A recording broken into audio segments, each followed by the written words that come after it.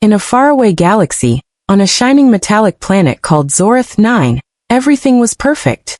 The aliens who lived there were tall, glowing beings with silver skin and bright blue eyes. They loved perfection. Perfect machines.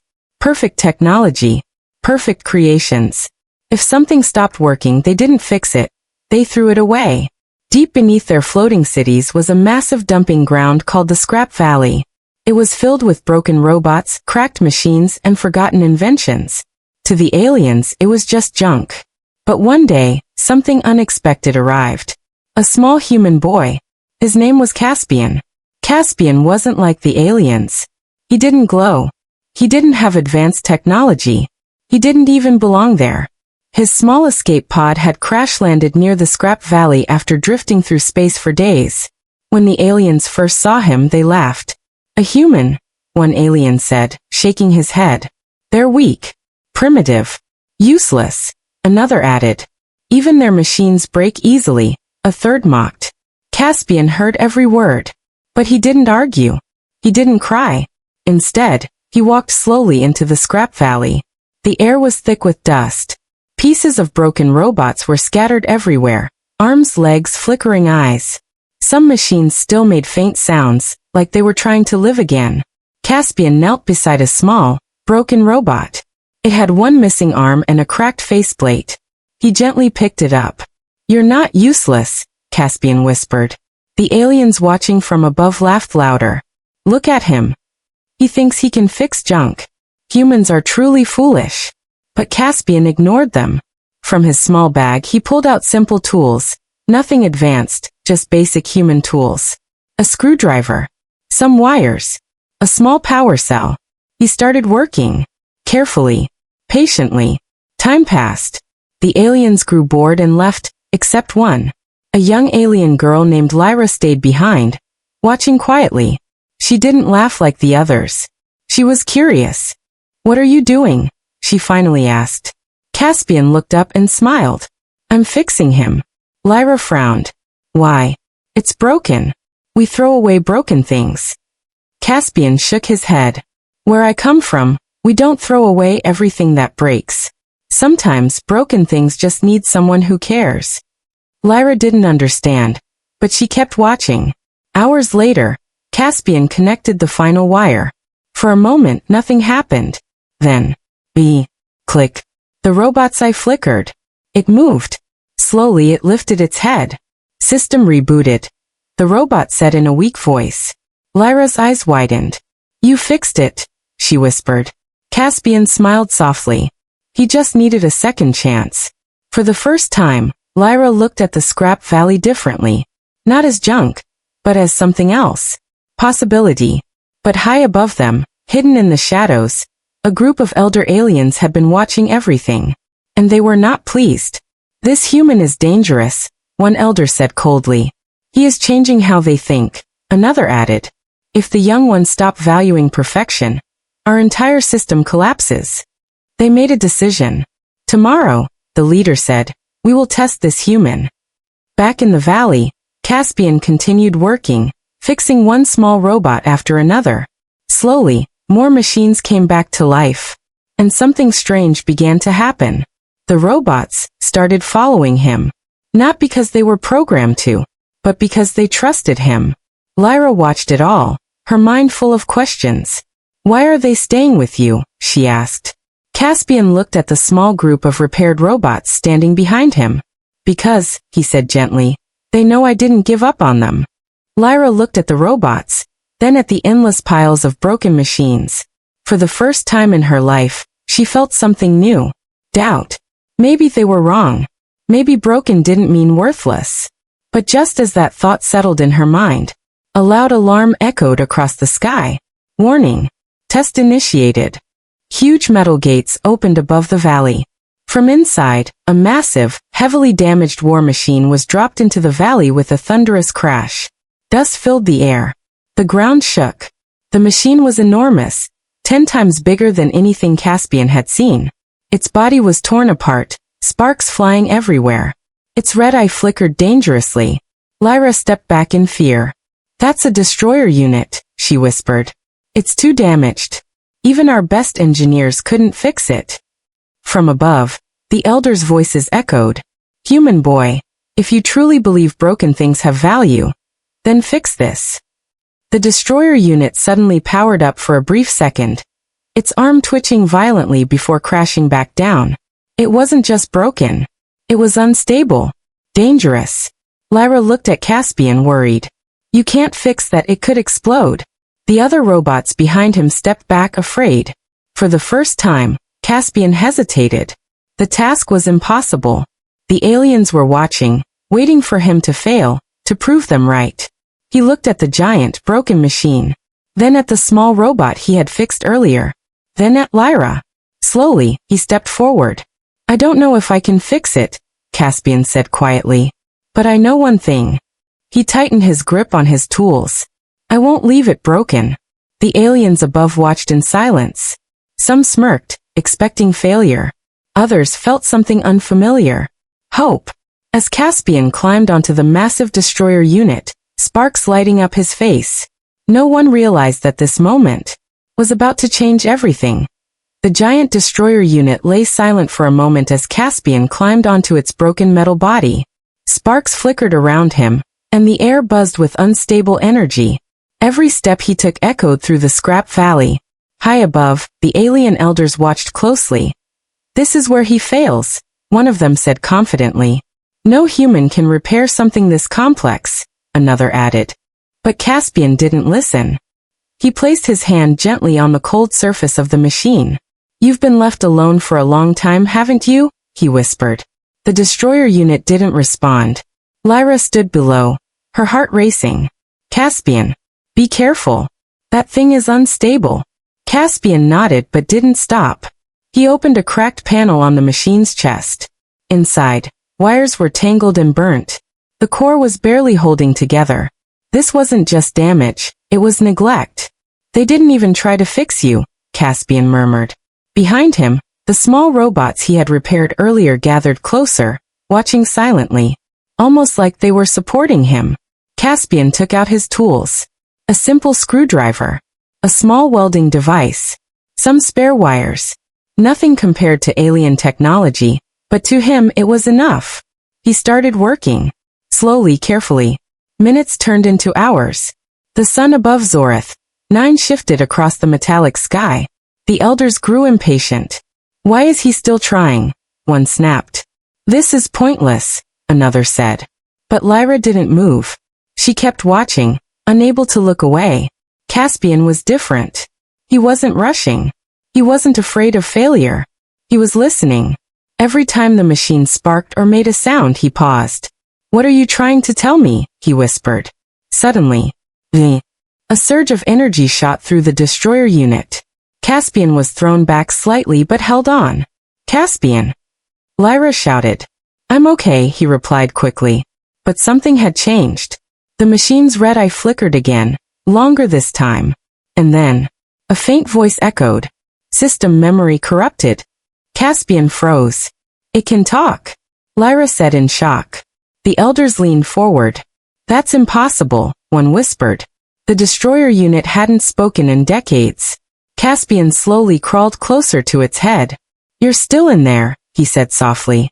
You're trying to wake up.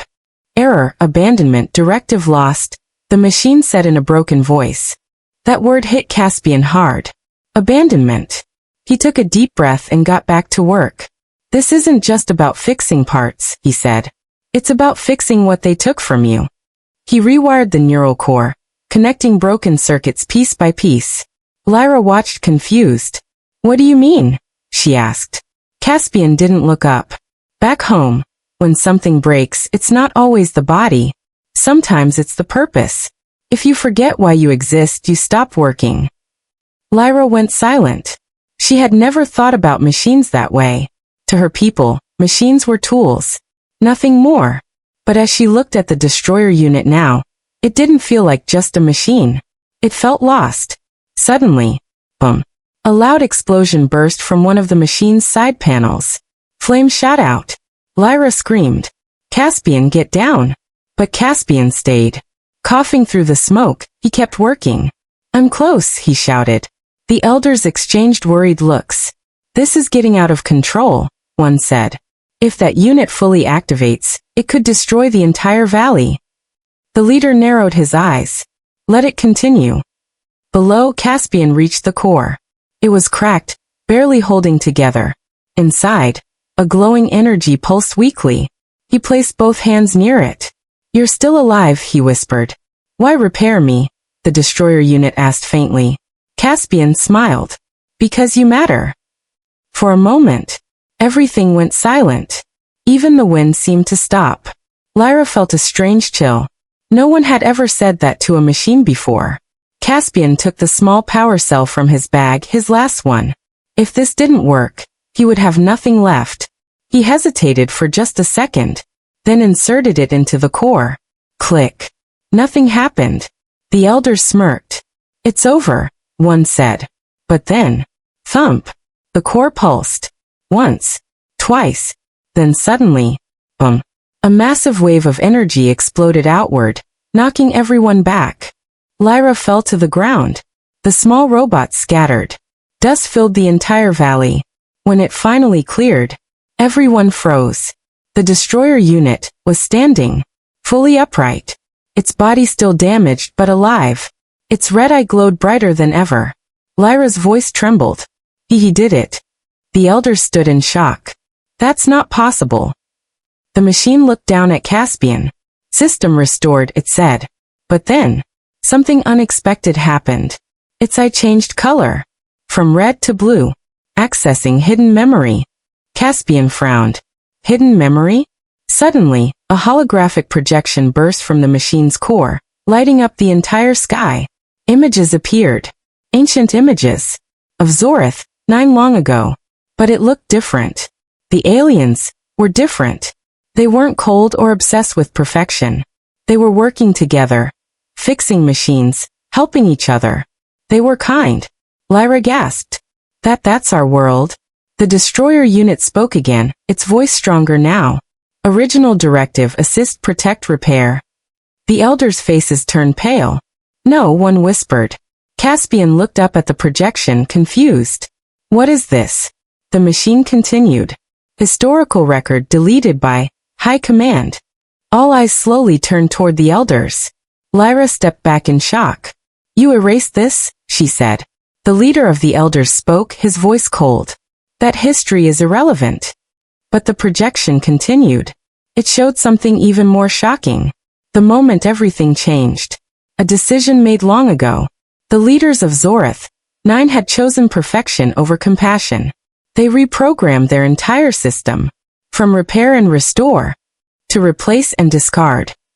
Machines weren't the only things they abandoned. They abandoned their own values. Lyra's eyes filled with disbelief. We used to fix things, she whispered. Caspian looked at the elders. So you didn't just throw away machines, he said quietly. You threw away who you were. The valley fell into silence. The truth hung heavy in the air. The small robots slowly gathered around Caspian again. The destroyer unit knelt beside him. No longer a weapon, but something else. A witness. A reminder. The elders were furious. This human has corrupted everything, one shouted. He must be removed immediately. Guards began moving toward the valley. Lyra stepped in front of Caspian. No, she shouted. He showed us the truth. Step aside, Lyra, the leader warned. But she didn't move. For the first time, she chose to stand against them. Caspian looked at her, surprised. Why are you helping me? He asked. Lyra took a deep breath. Because you didn't just fix machines, she said. You fixed something inside me too.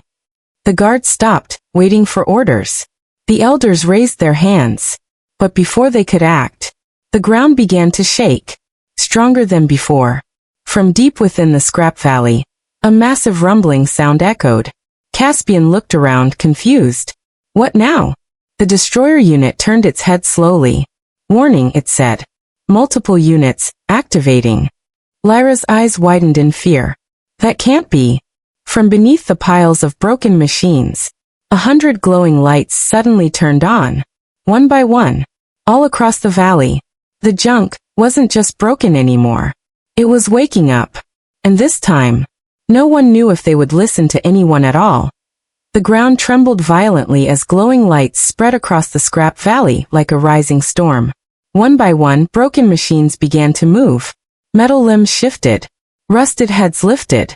Cracked eyes flickered back to life. Lyra stepped back, fear gripping her voice. This isn't normal.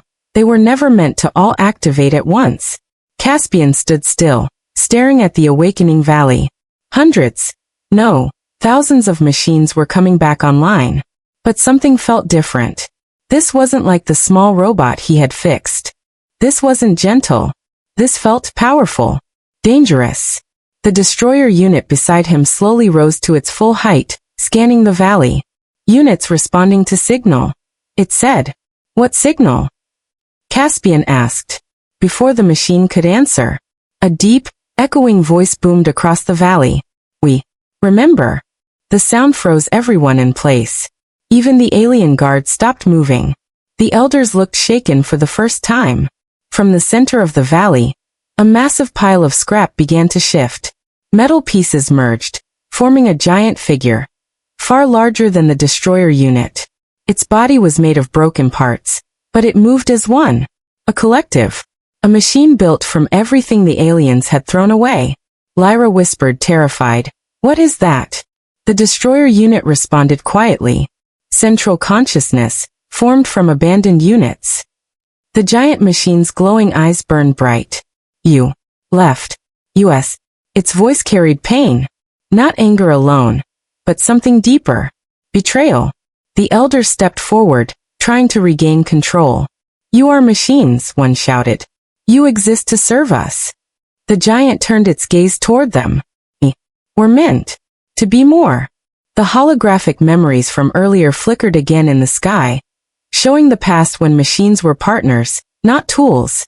The truth was undeniable now. The aliens had changed everything. And now, the consequences were waking up. The giant machine lifted one enormous arm. Energy crackled around it. Lyra gasped. It's going to attack. The guards raised their weapons. The elders shouted, destroy them all. Everything was seconds away from chaos. Caspian felt his heart race. If the machines attacked, the aliens would fight back. And this entire world would fall into war. He looked at the giant machine, then at the frightened aliens, then at the small robots who had trusted him. This was the moment. The choice. He took a deep breath and stepped forward. Stop. His voice echoed across the valley. Everyone froze. Even the giant machine paused. Caspian stood between both sides, small, weak human, but unafraid. He looked up at the massive figure. I know you're hurt, he said. You were abandoned, forgotten, treated like nothing. The machine's glowing eyes focused on him. You understand? Caspian nodded. Yes, he said softly, because humans feel that too. The valley went silent. No one deserves to be thrown away, Caspian continued. But destroying them won't fix that. The elders scoffed. Don't listen to him, one shouted. He's manipulating you. But the giant ignored them. They chose perfection over us, it said. Caspian looked back at the elders. They made a mistake, he said. A big one. Then he turned back to the machine. But you don't have to make the same one. The words hung in the air. Lyra watched, barely breathing. What do you mean? She whispered. Caspian raised his voice so everyone could hear. They threw you away because you weren't perfect, he said. But if you destroy them, then you're doing the same thing. The giant machine went still. The logic struck deep. Caspian stepped closer. You have a choice now, he said. You can become what they feared, or become what they forgot. The destroyer unit lowered its head slightly. Original directive. It said quietly. Assist, protect, repair. The giant's body flickered. Conflicting signals ran through it. We can choose, it asked. Caspian smiled gently. Yes, he said. You can. For a long moment, nothing moved. No one spoke. Then slowly, the giant lowered its arm. The energy faded. The valley exhaled. Lyra dropped to her knees in relief. They stopped. The smaller machines followed, their lights dimming from aggressive red to calm blue. Peace. The elders were stunned.